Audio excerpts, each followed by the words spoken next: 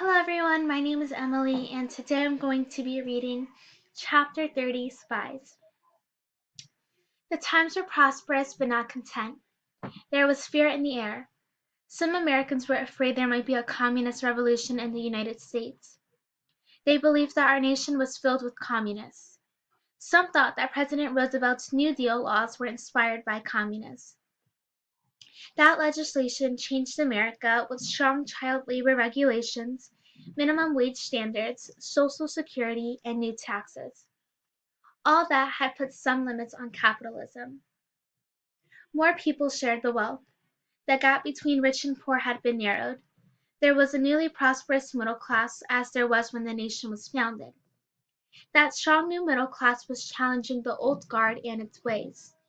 Now Harry Truman wanted to change society even more with his civil rights ideas and with a program of liberal reform called the Fair Deal.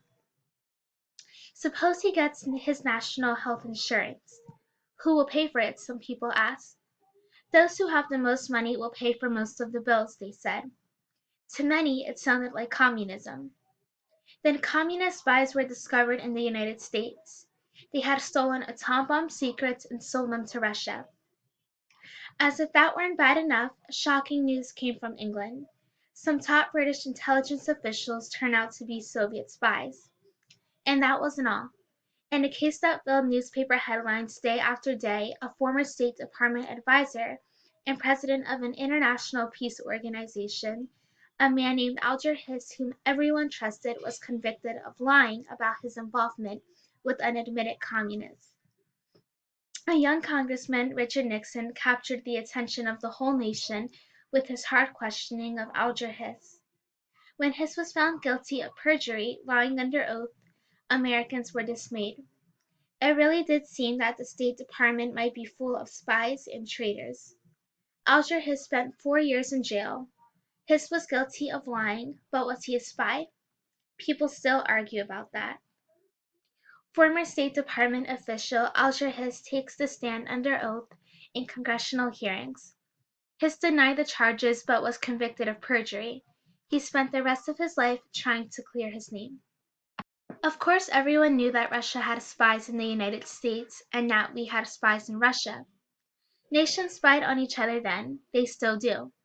No question about it, these were confusing and frightening times. The United States had believed it was alone in having atomic power. Then soon after the war's end, Russia tested an atom bomb. The thought of Joseph Stalin, a cold-blooded tyrant with an atom bomb, was terrifying. It became still more terrifying when both nations developed hydrogen bombs. And there was China. For centuries, China was under the rule of an emperor. In 1911, he was overthrown. So even before World War II, the Chinese people looked to new leaders. That led to a civil war with two groups fighting for control of the huge country. One group, led by Chiang Kai-shek, was known as the Nationalists. The others were the Communists, led by Mao Zedong.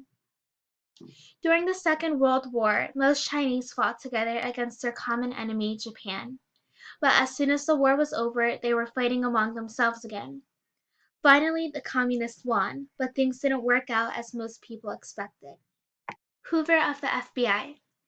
J. Edgar Hoover was the head of the Federal Bureau of Investigation, the FBI, from the time of Woodrow Wilson until Richard Nixon was president. Almost no one else in Washington could say he had worked under 10 presidents, and almost no one in Washington was as powerful as the FBI chief. Hoover hated communism and immigrants and anyone who disagreed with him, and he was in a position to scare and influence others. In a speech, he said that in America there were 500,000 fellow travelers and sympathizers ready to do the communist bidding. He had no proof of that, but he believed it. So did many who heard him. J. Edgar Hoover kept detailed files on everyone he didn't trust. China's communists brought land reform and some stability to the country, but they also brought unfree totalitarian government. In America, people with loud voices said that Harry Truman was to blame for China's new communist government. This may not seem to make sense now, well, it didn't then either, but some people listened. Newspapers carried angry letters about China and how we lost it. We had some unusually well-trained China experts attached to our State Department. When those experts predicted that China would fall to the communists, the anti-communists in America didn't want to hear that news. America's China experts were accused of being communists themselves. They were fired and replaced by others who were strangers to the region. That left us with almost no experts in the difficult years that were to come. Because of poor advice, we would make some bad mistakes in East Asia, especially in a place called Vietnam. In 1950, however, we acted boldly. Most people think we did the right thing when the ruler of North Korea sent a powerful army into South Korea. Look at the maps and you'll see Korea, the big peninsula that juts out into the sea between China and Japan. Korea was an Asian independent country. It was divided in two at the end of World War II. It was divided at latitude 38 degrees north, also known as the 38th parallel. Korea was supposed to be brought back together with free elections. The communists who controlled the north never allowed those elections. The Russian-educated North Korean leader Kim Il-sung intended to make all of Korea communist. His army had the latest Russian tanks and equipment. Hostilities between communist and non-communist forces in Korea escalated when China and the United States entered the conflict. The Armistice Line of 1953 still divides North Korea and South Korea. The leader of South Korea, Syngman Rhee, had been educated in America. His army was poorly trained and badly equipped. When North Korea's army entered South Korea, it was a test for the world community and for Truman and his policy of containing communism, of keeping it from expanding into new regions. Led by the United States, the United Nations acted quickly and sent troops. Russia could have vetoed the action, but they were boycotting the UN. With the Korean War, the Cold War turned hot.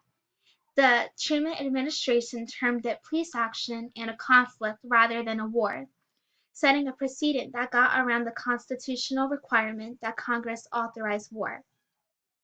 The president gave himself power unintended in the Constitution. Future presidents would use that power again and again. To the general public and those who fought, it was a war and not an easy one.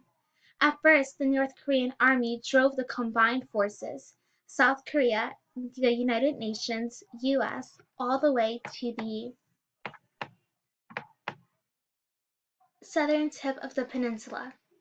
Then General MacArthur's army made a daring landing at the Incheon harbor and the North Koreans were driven back to the north.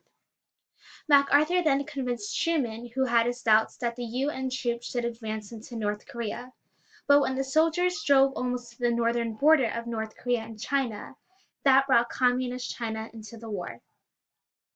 The Chinese sent highly trained, well-equipped troops. The war turned again. It was a terrible situation. We were no longer just at war with North Korea. Truman and his advisors feared that this might be the start of World War III. The fighting kept zigzagging back and forth. Everyone had expected a quick war, but now it seems as if the Korean War would never end. The American people were jittery and worried. We were fearful that communism would dominate the world. Because of those fears, we did some foolish things at home. We lost faith in ourselves. Some people thought that communists were about to take over the United States. There was no good reason to believe that, but fear often isn't reasonable. So we Americans took part in or kept quiet during a communist hunt in the United States. We persecuted some of our own citizens.